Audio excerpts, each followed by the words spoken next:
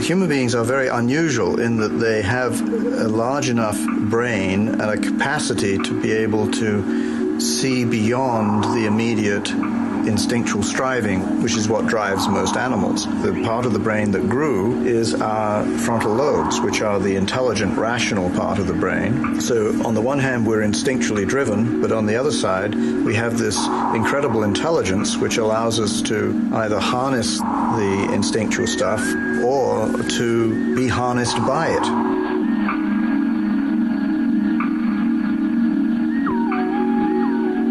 From a neuroscience standpoint, this is predicated upon the very well worked out and understood process by which the brain pays attention to the environment, and it's called the reward system, and it's driven by a set of chemistries which are called the dopamine chemistries.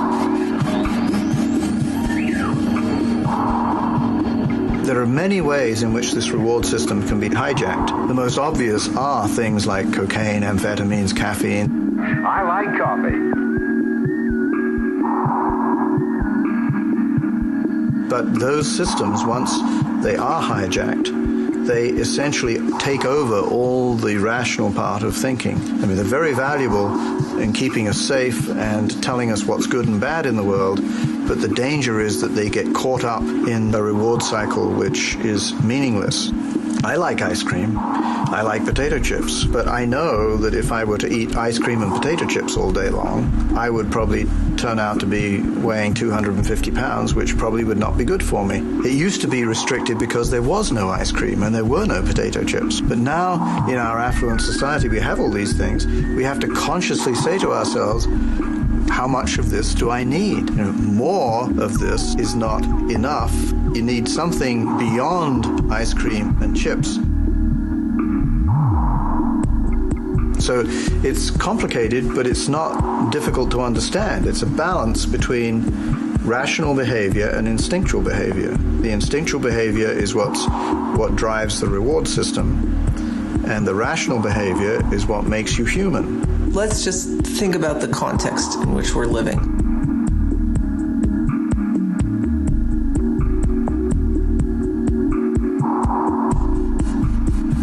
We are continuously looking for new things. So that the consumer marketplace never stays still. And in fact, things are accelerating. So everybody wants a new cell phone, even though the old one's working perfectly. You want one with a flip-up top, or the one that's silver or red, or has more buttons on it. Everything has to be stainless steel. I can't live without anything stainless steel. And I got all kinds of play toys. I like to walk through big super centers just as like a test of will, I'll go down and I'll just be like, oh, that looks delicious. Coffee maker, espresso machine. And I got a Bentley and a Latte and it's red.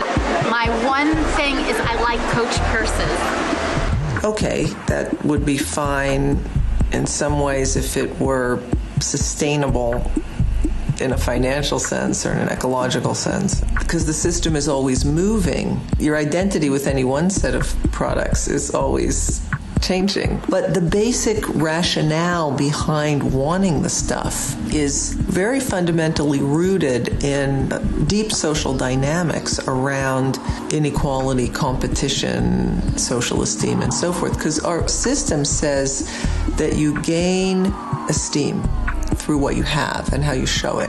Consumption is about social communication and social connection. The problem isn't that consumption is social. That's a good thing. The problem is that we are socially communicating, connecting in very perverse and dysfunctional ways.